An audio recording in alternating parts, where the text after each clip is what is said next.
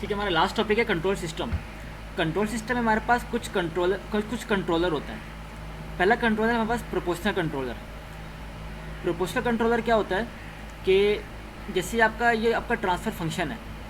अच्छा, कंट्रोलर हम यूज़ क्यों करते हैं? इसका यूज़ करने का मेन रीज़न ये होता है कि हमारा जो ट्रांसफ़र फंक्शन होता है ना, वो डिज़ायर आउटपुट नहीं दे रहा होता। उसका डिज़ायर आउटपुट देने के लिए हम यूज़ करते हैं कंट्रोलर। वो कंट्रोलर इसको कंट्रोल कर रहा होता है कि डिज़ायर आउटपुट हमें दे। तो हमारे सिलेबस में 3 से 4 कंट्रोलर हैं जो हम पढ़ने जा रहे हैं। पहला हमारे पास है प्रोपोर्शनल कंट्रोलर। इसको हम रिलेट करते हैं KP से, P फॉर प्रोपोर्शनल। सही है। ये सिंपल, इसका काम क्या होता है? प्रोपोर्शनल कंट्रोलर सिंपल आपका एज ए मल्टीप्लिकेटर काम करता है। ये सिंपल आपके जो ट्रांसफर फंक्शन होता है ना, उसकी वैल्यू को मल्टीप्लाई करके या तो बढ़ा देगा या तो मल्टीप्लाई करके कम कर देगा। सही है। इससे बोलते हैं प्रोपोर्शनल, मतलब बढ़ा भी सकता है कम भी कर सकता है। प्रोपोर्शनल है ये। लिखा है multiply that error with some constant values. इसका काम क्या होता है? सिर्फ आपके ट्रांसफर फंक्शन को किसी कांस्टेंट वैल्यू से मल्टीप्लाई कर देता है, बस। ये होता है प्रोपोर्शनल कंट्रोलर। इसको हम डिनोट करते हैं KP से। दूसरा होता है इंटीग्रल कंट्रोलर। इसमें क्या होता है? ये आपके ट्रांसफ़र फंक्शन के अंदर एक इजाफी पोल का इजाफा करता है। आपके कंट्रोल सिस्टम के अंदर ट्रांसफर फंक्शन के अंदर एक एक्स्ट्रा पोल का इजाफा करता है। Output is proportional to the integral error in integral. सही है। इसमें ये जो आपका जो आउटपुट जो आपके पास ट्रांसफर फंक्शन होता है, उसके अंदर एक एक्स्ट्रा पोल्स का इजाफा करता है आपके पास इंटीग्रल कंट्रोलर। और वैसे ही इंटीग्रल का मतलब क्या होता है? इंटीग्रल हमारे पास जो फ्रीक्वेंसी डोमेन में ना 1/s का मतलब होता है इंटीग्रल, और सिंपल s का मतलब होता है डेरिवेटिव हमारे पास फ्रीक्वेंसी डोमेन के अंदर। तो 1/s हमारे पास इंटीग्रल को भी डोनेट कर रहा है। इसका फ़ायदा ये होता है कि ये इसकी वजह से आपका स्टेडी स्टेट रिस्पॉन्स अच्छा होता है। प्रोपोर्शनल कंट्रोलर जो होता है, इसकी वजह से हमारा जो रिस्पॉन्स होता है काफ़ी जल्दी होता है, क्विकली रिस्पॉन्स होता है, क्योंकि मल्टीप्लायर है ना हमारा। पहले अगर 2 की स्पीड से जा रहा था, अब वो 4 की स्पीड से जाएगा अगर मल्टीप्लाई कर दो उसको 2 से। तो ये मल्टीप्लायर है। प्रोपोर्शनल कंट्रोलर की वजह से हमारा सिस्टम जल्दी कन्वर्ज होता है, लेकिन इसकी वजह से हमारे पास ओवरशूट्स आते हैं। ओवरशूट्स का मतलब ये है कि इसमें डैम्पिंग आती है। सही। समझ रहे हो ना? लाइन से ऊपर चला जाता है। हाँ बिल्कुल वही है, लाइन से ऊपर चला जाता है। डैम्पिंग मतलब वही लाइन से ऊपर चला जाएगा। लेकिन इंटीग्रल कंट्रोलर में कंट्रोलर हमारा लाइन से ऊपर जाता है, लेकिन हम उसको स्टेबल कर लेते हैं उसको। सही है। और इसमें हमारे पास स्टडी स्टेट एरर भी कम होता है। लेकिन इंटीग्रल कंट्रोलर हमारे पास स्लो होता है। इसका ड्रॉबैक ये है कि हमारे पास स्लो होता है। अगला हमारे पास आता है प्रोपोर्शनल इंटीग्रल कंट्रोलर। इसके अंदर इन दोनों की अच्छी बातें हैं। इसकी अच्छी बात क्या है कि तेज़ है। इसकी अच्छी बात क्या है कि एरर कम देता है। इसके अंदर दोनों की जो अच्छी अच्छी बातें हैं वो इसके अंदर हैं, प्रोपोर्शनल इंटीग्रल के अंदर।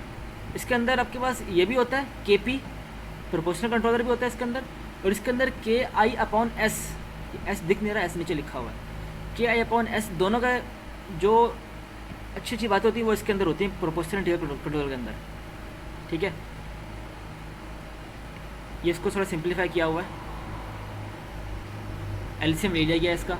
इसका हम आमतौर पर ऐसे लिखते हैं। आखिरी होता है प्रोपोर्शनल इंटीग्रल डिफरेंशियल कंट्रोलर। इसके अंदर प्रोपोर्शनल कंट्रोलर भी होता है, इंटीग्रल भी होता है, इंटीग्रल की भी खसूसियात होती हैं, और इसके अंदर डिफरेंशियल कंट्रोलर की खसूसियात भी होती हैं। ये हमारे सिलेबस का पार्ट नहीं है, इस सर ने ऐसे बता दिया सिर्फ। हमारे सिलेबस के पार्ट में 3 है: प्रोपोर्शनल कंट्रोलर, इंटीग्रल कंट्रोलर और प्रोपोर्शनल इंटीग्रल कंट्रोलर। ठीक है, थ्योरी क्लियर है थोड़ी बहुत? सही। ठीक है। अच्छा, ये वही लिखा हुआ है, KP है, इंटीग्रल कंट्रोलर है, ये वही किया हुआ है, PID कंट्रोलर है। देखो इसकी कुछ ना ग्राफिकल रिप्रेजेंटेशन है। प्रोपोर्शनल कंट्रोल को ऐसे लिख रहे होते हैं हम, इंटीग्रल को ऐसे लिखते हैं, और प्रोपोर्शनल इंटीग्रल ऐसे होता है, थोड़ा इसको सिंप्लीफाई करके ऐसे लिखते हैं हम। और PID क्या होता है? प्रोपोर्शनल इंटीग्रल डेरिवेटिव या डिफरेंशियल कंट्रोलर। वैसे होता है सिंप्लीफाई करके उसको ऐसे लिख रहे होते हैं। इसको लिखने का तरीका ये भी है और तरीक़ाकार ये भी है इसका। पीआई वाला एक दफ़ा रिपीट कर देंगे सर। पी आई है ना, ये देखो ये इसमें अंदर प्रोपोर्शनल भी होता है और इसके अंदर इंटीग्रल भी, दोनों दोनों की इसके अंदर प्रॉपर्टीज़ होती हैं। इसको थोड़ा जो यहाँ पे लिखते हैं ना हम, जो जैसे यहाँ पे के अपॉन एस था, हमने यहाँ पे के अपॉन एस लिख दिया है। यहाँ पे इसको डायरेक्टली हम लोग एडिशन की फॉर्म में नहीं लिखते, थोड़ा सिंप्लीफाई करके लिखते हैं इसको एलसीएम मिलने के बाद ऐसे। और पी आई डी भी हम आमतौर पर इसको ऐसे अलग अलग नहीं लिखते ऐसे, ये काफ़ी बड़ा लगता है हमें, इसको सिंप्लीफाई करके ऐसे लिख लेते हैं हम। ये इसकी ग्राफिकल नहीं कह सकते, ये इसकी सिमेट्रिकल रिप्रेजेंटेशन है, स्कीमेटिकल रिप्रेजेंटेशन। जो आज जीपीएस है वो क्या?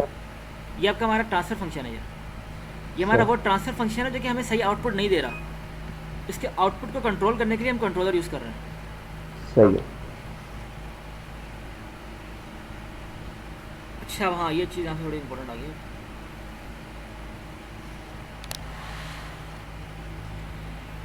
ये हमारा ट्रांसफ़र फंक्शन है एक, सही है। इसको हमें करना है कंट्रोल। हमें डिज़ायर आउटपुट क्या चाहिए? हमें डिज़ायर आउटपुट में हमें चाहिए कि हमारे पास जो उसके जीटा की वैल्यू हो वो ये हो, इसे क्या बोलते हैं वो डैम्पिंग रेशियो, और हमारे पास नेचुरल फ्रीक्वेंसी ये हो। हमें ये डिज़ाइन स्पेसिफिकेशन, हमें एट द एंड ये रिज़ल्ट हमें रिक्वायरमेंट है इसकी। ये आपका क्वेश्चन ऐसे आएगा, सही है। ये किसी में क्वेश्चन है आपका, तो उनसे पूछे कि बताओ कोई ऐसा इसमें कुछ बताओ कि इसके अंदर हम कौन सा कंट्रोलर यूज़ करें जो कि ज़्यादा बेहतर हो। सबसे पहले आपने इसको यूज़ करते हुए अपने पोल्स निकालने हैं। ये फार्मूला आपने वही पढ़ा हुआ सेकंड ऑर्डर वाले इसमें, सेकंड ऑर्डर वाले में फार्मूला था, ये लिखा था, ये लिखा हुआ है zeta omega n plus minus iota. इसमें वही माइनस वन कॉमन ले लिया गया, तो ये आयोटा बाहर आ गया, plus minus iota omega n 1 minus zeta का स्क्वायर। इसमें जब वैल्यूज पुट करोगे ये वाली, आपके पास ये पोल्स आ रहे होंगे, तो पोल्स को आपने यहाँ पे डिफाइन ड्रॉ कर दिया। मुझे ये फॉर्मूला तो सेकंड ऑर्डर के लिए था ना, लेकिन जो हमें ट्रांसफर फंक्शन दिया है वो तो फर्स्ट ऑर्डर है। नहीं, ट्रांसफर फंक्शन फर्स्ट ऑर्डर है, लेकिन उसमें जो हमें जो वैल्यूज़ गिवन है ये वाली जो डिज़ाइन स्पेसिफिकेशन है, ये डायरेक्टली सेकंड ऑर्डर से डील कर रही है। जो जीटा और ओमेगा एन हमारे सेकंड ऑर्डर के पार्ट्स में आते हैं ये। अच्छा, पीछे जब हम पोल्स बता रहे थे तो हम डायरेक्ट देख के बता रहे थे कि जैसे इसका पोल -10 पे होना चाहिए था, लेकिन यहाँ पे हम फॉर्मूला ही यूज़ करेंगे हमेशा। देखो यहाँ पे ना इसका पोल -10 ही है, ये यहीं पर ही होगा, लेकिन हमें इसको ऐसे कंट्रोल करना है कि इसका आंसर ये आ रहा हो। अच्छा, मतलब होना ये चाहिए था। फॉर एग्जाम्पल सपोज हमारे पास ये हमारे पास एक बॉयलर था, सिंपल बॉयलर है हमारे पास ये, सही है। अब उस बॉयलर के अंदर हमने इकोनोमाइज़र भी लगाना है, उसके बाद हमने रीहीटर लगाना है, तो उसके लिए हम लोग कंट्रोलर यूज़ कर रहे हैं, डिफरेंट कंट्रोलर्स। ठीक है, मतलब उसकी प्रॉपर्टी को कुछ इन्हांस करना है कि हमारे पास आउटपुट ज़्यादा से जनरेट हो। हमारा आउटपुट अभी क्या आ रहा है, इसमें 10 आ रहा है, -10 ये आ रहा है, और हमें चाहिए ये 14 है ना। हाँ, हमें ये भी चाहिए, ये भी चाहिए, तो इसके लिए हमें कंट्रोलर यूज़ कर रहे हैं, सही है। इसको सॉल्व किया, हमारे पास पॉइंट्स ही आ गए। अब सबसे पहले हम यूज़ कर रहे हैं प्रोपोर्शनल कंट्रोलर। प्रोपोर्शनल कंट्रोलर क्या होता है? सिंपल आके मल्टीप्लाई होता है इससे, ऐसे ही होता है ना, सिंपल आके इससे मल्टीप्लाई होता है, तो कोई मल्टीप्लाई कर दिया हमने।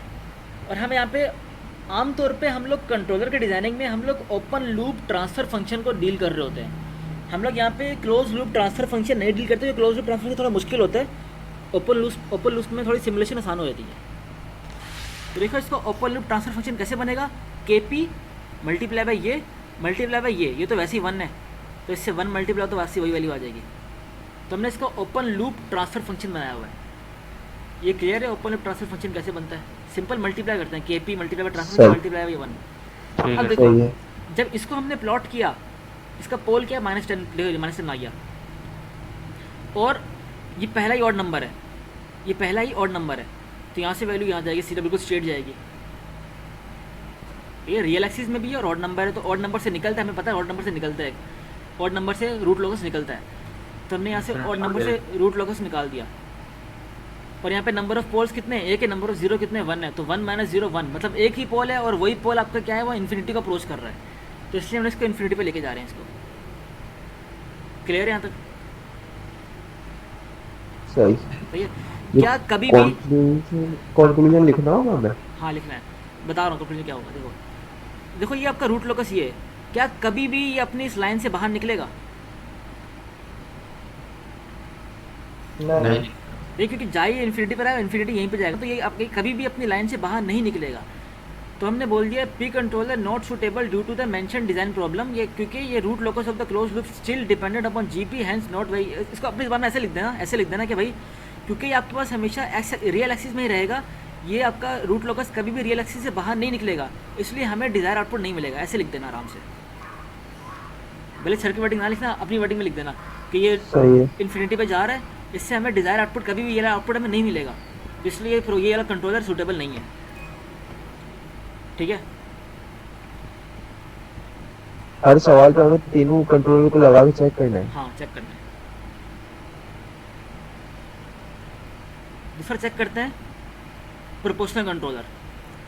इस पर सबसे पहले हमने क्या, सबसे पहले हमने बनाया इसका क्लोज लूप ट्रांसफर फंक्शन बनाया। क्लोज कैसे बनेगा, ये इसको मल्टीप्लाई कर दो इससे, इसको मल्टीप्लाई कर दो 1 से, तो K I upon S multiply by 10 divide by S plus 10 और मल्टीप्लाई बाय 1। तो हमारे पास यहाँ पे ओपन लूप ट्रांसफर फंक्शन ये बन गया। इसमें कितने पोल्स हैं, 2 पोल्स हैं, एक 0 है, एक पोल 0 है, एक पोल -10 है। सही है।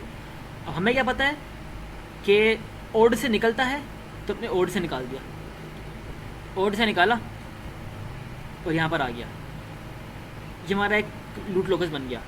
अब नंबर ऑफ पोल कितने, 2 हैं, और नंबर ऑफ 0 कितने, 0, तो 2 - 1 2। 2 पोल हमारे ऐसे होंगे जो कि इन्फिनिटी को अप्रोच कर रहे होंगे।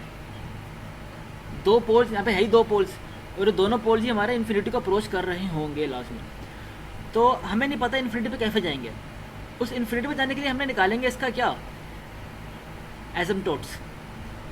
तो एक एसिम्पटोट्स का एंगल आएगा 90 और एक एसिम्पटोट्स का एंगल आएगा 270। वही पुराने फॉर्मूले से। हाँ पुराने फार्मूले से बिल्कुल वही है। एक का एंगल आएगा 90, एक का एंगल आएगा 270, और जो इनका पॉइंट आ रहा होगा वो 5 आ रहा होगा, 5, जिस पर्टिकुलर पॉइंट से एसिम्पटोट्स ओरिजिनेट होते हैं वो पॉइंट आपका 5 आ रहा होगा। तो एक पॉइंट ऐसे निकल जाएगा ऊपर, एक पॉइंट ऐसे। क्या ये जो इसका जो पोल्स है, क्या ये कभी इस पॉइंट पे स्ट्राइक करेगा, कभी इस पॉइंट के पास जाएगा, कभी भी जाएगा, ऐसा होगा कभी? नहीं। तो हमारा ये वाला कंट्रोलर भी सूटेबल नहीं है। आप हम क्या लिखेंगे अपनी वर्डिंग में? लिख देना, क्योंकि हमारे जो हमने देखा कि 2 पोल्स से जो इन्फिनिटी पे अप्रोच कर रहे हैं, और दोनों पोल्स में से कोई भी ऐसा पोल नहीं है जो कि इस पॉइंट पर जाके स्ट्राइक करे, जो कि इस पॉइंट को जाके मिले, तो इसलिए हमारा ये वाला कंट्रोलर भी सूटेबल नहीं है। सही है। तीसरा जो पीआई कंट्रोलर के अंदर, पीआई कंट्रोलर के अंदर दोनों की खसूसियत होती है। इसके अंदर अच्छी बातें कुछ प्रोपोर्शनल कंट्रोलर की भी होती हैं, और कुछ अच्छी बातें इसके अंदर इंटीग्रल कंट्रोल की भी होती है। तो आमतौर पे यही वाला कंट्रोलर अक्सर जगह पे यूज़ हो रहा होता है। इसमें जो ए है ना, ए का मतलब है के पी अपॉन के सी। इसमें जो ए है ना, ए, यहाँ पे देखो, अगर मैं के पी कॉमन ले लूँ यहाँ से, तो यहाँ पे के आई अपॉन के पी होगा ना, तो ये ए का मतलब के आई अपॉन के पी है।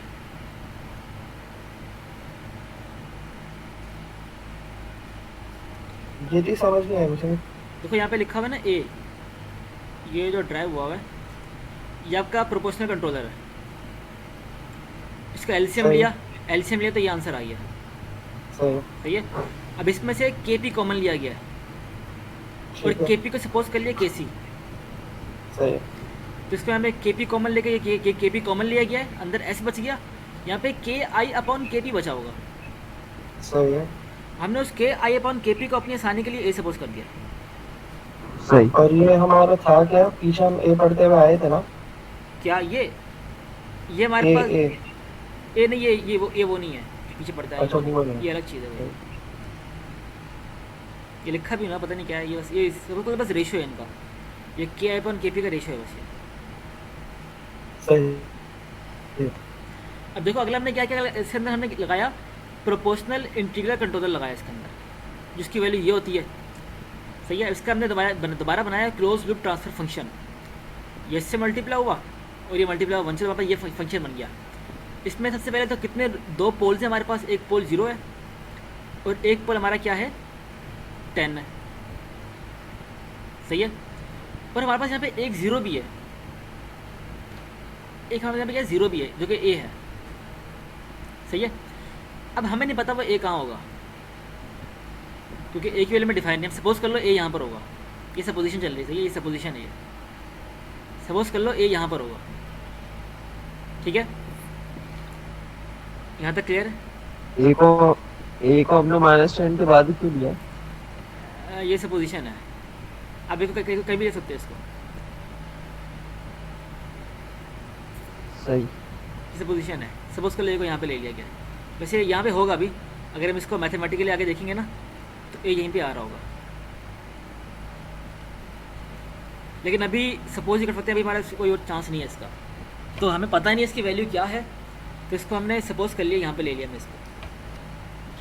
दूसरा हमें क्या पता है, हमें पता है कि भाई ऑड से निकलता है, तो हमने एक ऑड ये है यहाँ से निकाल दिया, और दूसरा ऑड ये है यहाँ से निकाल दिया, सेकंड स्टेप नंबर 2 भी हो गया।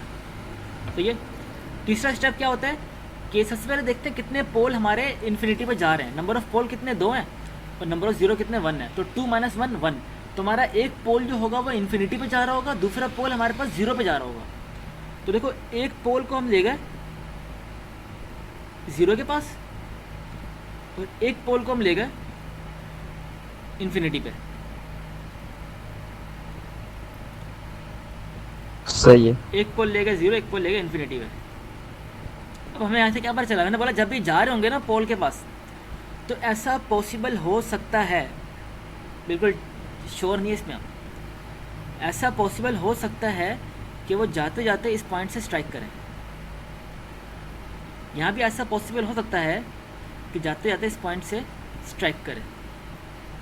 यहाँ -10 से भी निकल रहा है। हाँ, क्योंकि दोनों पोल है ना, एक पोल को जाना है 0 के पास, एक पोल को जाना है इन्फिनिटी पे। यहाँ पे देखो हमारे पास जो अगर इसका अगर आप निकालोगे ना, इसका एसिम्पटोट्स अगर निकालोगे तो इसका एसिम्पटोट्स -80 आ रहा होगा,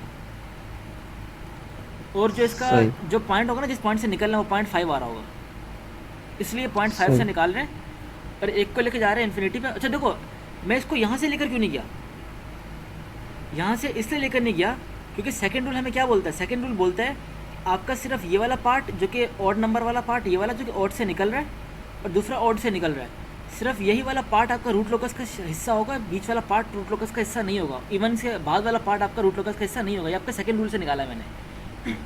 इसलिए जो एक पोल जो कि इन्फिनिटी पर जा रहा था उसको मैं यहाँ से लेकर नहीं गया, उसको थोड़ा इस वाले पाथ से लेकर गया मैं। ठीक है,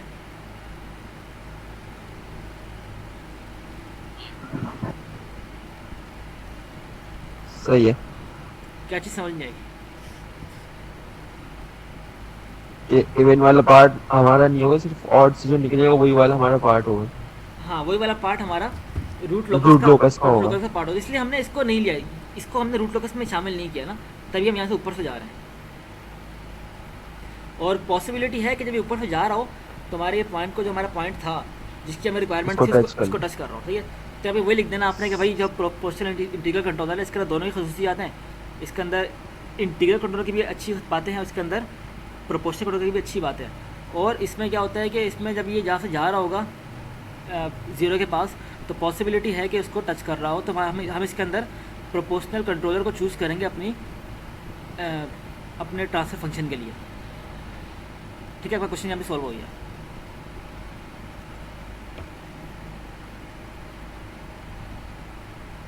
ठीक है, ठीक है। सही।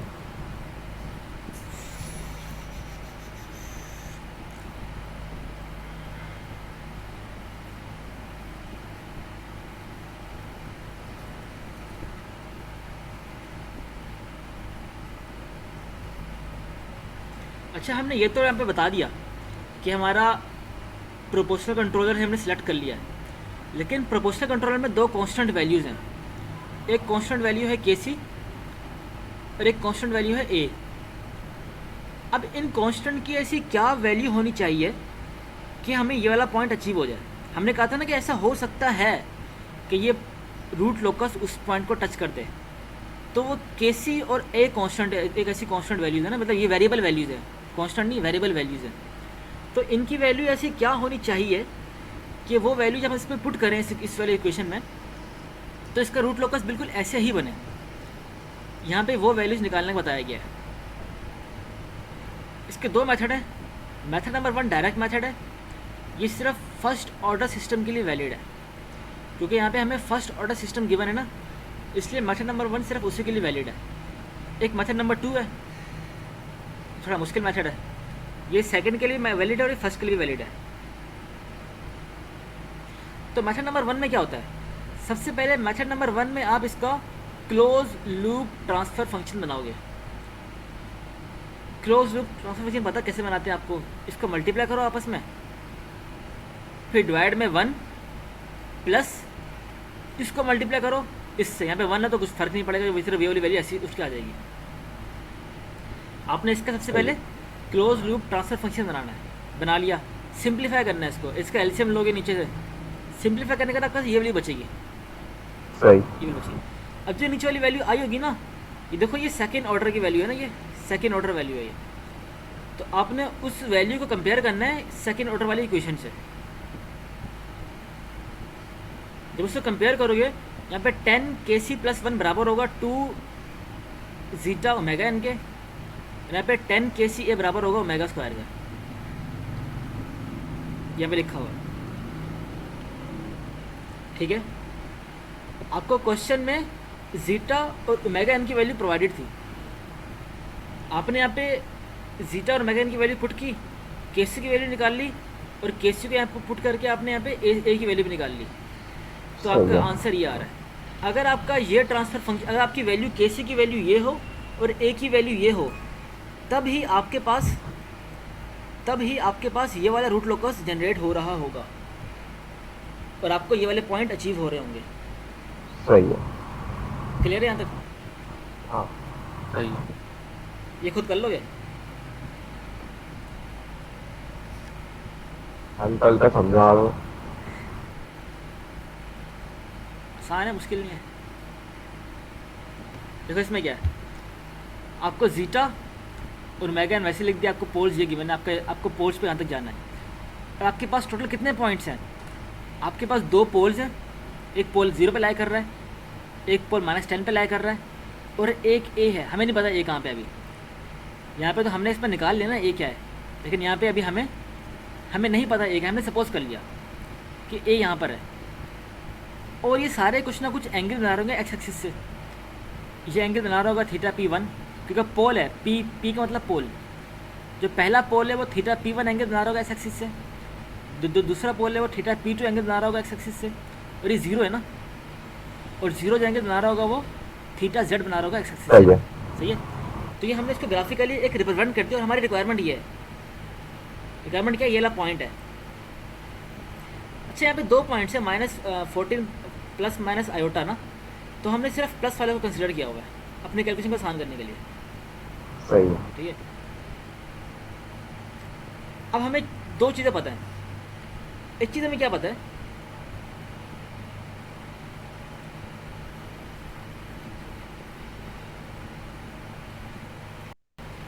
एक चीज़ नोट कर लो, theta ZI minus theta P minus theta PI, theta Z minus theta P2 minus theta P1, ये हमेशा 180 के बराबर होना चाहिए।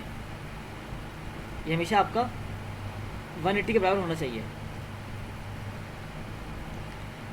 इसी तरह इसका मैग्नीट्यूड जो VZ है ना, VZ का मैग्नीट्यूड, उसको अगर मैं डिवाइड करूँ VP2 से और VP1 से, ये हमेशा 1 के बराबर होना चाहिए। इसको लिख लो, एक इक्वेशन ये लिख लो, ये वाली, इसमें लिखना VZ divide by VP1 VP2, ये लिखना बस, VZ डिवाइड बाय VP1 और VP2, ये हमेशा 1 के बराबर होगा। और थीटा का जो होगा VPZ, ये theta Z minus theta P2 minus theta P1, ये हमेशा पीछे तो ये 2 ऐड हो रहे हैं और एक माइनस हो रहा है। हाँ सही है, वो भी सही है, ये भी सही है, बताता हूँ कैसे, दोनों सही हैं। ठीक है, ये लिख लिया आप लोगों ने, ये 2 फार्मूला को पता होना चाहिए, भले आप ऐसे करो भले वैसे करो, आंसर सेम आएगा, आंसर में फर्क नहीं पड़ेगा। सही है। अब हमें सबसे पहले निकालते हैं कि VP1 क्या होगा, ये VP1 है, इसकी डायरेक्शन क्या होगी। देखो ये पूरा एंगल क्या है, पूरा 180 है, है ना, सही। ये पूरा 180 सही। है। हमें मालूम करना है ये वाला एंगल, सही है। यहाँ पे इस एंगल से इन लोगों ने इससे डोनेट किया हुआ है, उस एंगल को यहाँ पे ये थीटा ही लिखा हुआ है, सही है, थीटा ही लिखा हुआ है, ये थीटा P1 लिखा है, हमें थीटा P1 मालूम करना है। तो थीटा P1 क्या होगा, 180 में से अगर मैं ये वाला एंगल माइनस कर दूँ तो मेरे पास थीटा P1 आ जाएगा। सही है। मुझे मालूम करना है ये वाला एंगल, उसके लिए मैंने बनाया एक राइट एंगल ट्रायंगल। देखो ये WD और ये बेस, ये मैंने एक राइट एंगल ट्रायंगल सपोज कर लिया, सही है। ये WD, ये VP1 और ये अल्फ़ा, इसको मैंने सही। अपना एक राइट एंगल ट्रायंगल सपोज कर लिया है। यहाँ तक ठीक है, ठीक है। हाँ ठीक है। मुझे थीटा निकालने वाला, थीटा क्या होगा, 10 पीपल ब्लैक, तो परपेंडिकुलर अपॉन बेस आ रहा होगा मेरा थीटा, ये वाला थीटा मेरा क्या आ रहा होगा, 10 पीपल ब्लैक, ऐसी होगा, सही है। ठीक है।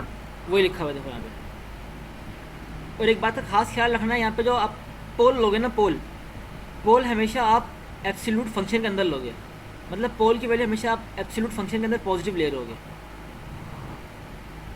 ठीक है। ठीक। अगर मैं 180 में से, जो पूरा 180 में था, ये वाली वैल्यू माइनस कर दूंगा तो मेरे पास ये वाला थीटा आ रहा होगा, जो कि ये इक्वेशन बनी हुई है यहाँ पे, सही है। यहाँ पे मुझे पता है हाइट कितनी है, ये हाइट क्या है मेरे पास, ये पॉइंट जो वाई एक्सिस में मेरे पास कौन सा पोल होता है, वाई एक्सिस में मेरे पास इमेजिनरी नंबर होता है ना, जो कि +14 है, सही है। उसका मैग्नीट्यूड क्या है, +14। वाई एक्सिस में मेरे पास क्या है, वाई एक्सिस में मेरे पास इमेजिनरी पोल होता है ना, जो कि +14 है। और एक्स एक्सिस में मेरे पास क्या होता है, एक्स एक्सिस में मेरे पास होता है ये वाला पोल, जो कि -14 है। तो ये हमने प्लस में लिया। हाँ, वो प्लस में लेंगे। तो देखो मेरे पास ये वाली वैल्यू 14 है, 14.14 यहाँ तक, ये पॉइंट तक की वैल्यू है ना, पॉइंट करके मैं तोड़ूँ दिया, यहाँ ये 14 है, ये भी 14 है, तो ऊपर वाली भी 14 है, नीचे वाली वैल्यू भी 14 है। इसको सिंप्लीफाई किया तो ये इसका आंसर आ रहा होगा आपके पास 45 आ रहा होगा। तो 180 - 45 135, तो आपके पास ये जो थीटा P1 है 135 है ये। सही है, आगे आगे। थीटा P2 कैसे निकालेंगे, थीटा P2 निकालेंगे 180 माइनस ये वाली वैल्यू, ठीक है। इसमें वैसे करेंगे, इसमें से परपेंडिकुलर ऑफ दिस। इसमें देखो जी ये वाली वैल्यू का सिर्फ मसला यहाँ पे आएगा, ये कैसे निकालेंगे, ये वैल्यू क्या होगी, अगर मैं अल्फ़ा में से -10 को माइनस कर दूँ तो मेरे पास ये वाली वैल्यू आ जाएगी, ये वाली बेस आ जाएगी ना।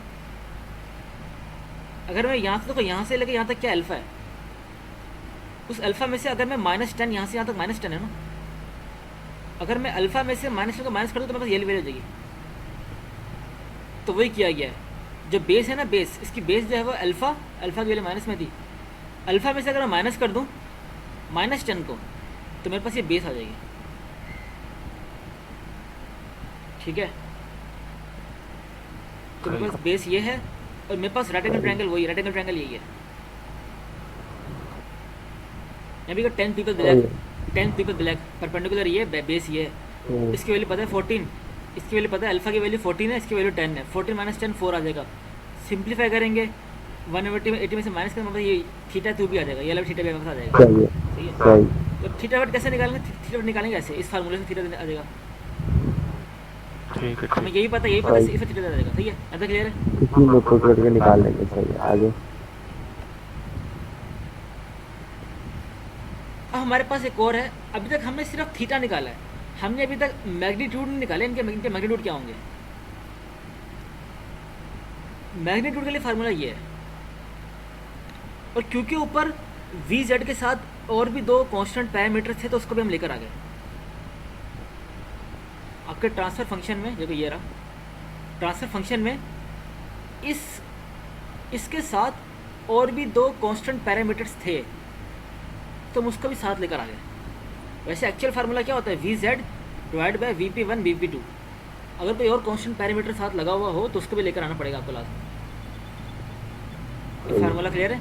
इसमें हमें K फाइंड करना, K हमें K नहीं मालूम, बाकी सब पता है हमें। देखो हमारा मेन मकसद क्या है यहाँ पे, मेन मकसद हमारे यहाँ पे ए और के की वैल्यू फाइंड आउट करना है, जो कि मेथड नंबर 1 पे हमने ऐसे निकाल ली थी आराम से। मेथड नंबर 2 में हम ज्योमेट्रिकल मेथड यूज़ कर रहे हैं। अभी तक हमने इतनी जो मेहनत की है इसमें हमारे पास कोई भी वैल्यू अभी तक नहीं आई, ना हमारे पास ए है ना हमारे पास अभी किया है।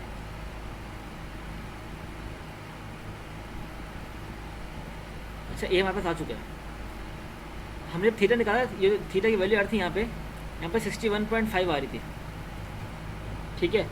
और ए हमारे पास क्या है, ए हमारे पास यहाँ से लेके यहाँ तक की टोटल लेंथ है,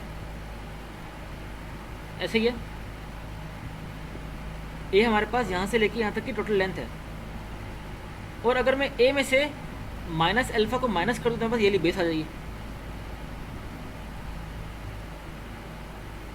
ठीक है। देखो ये आया।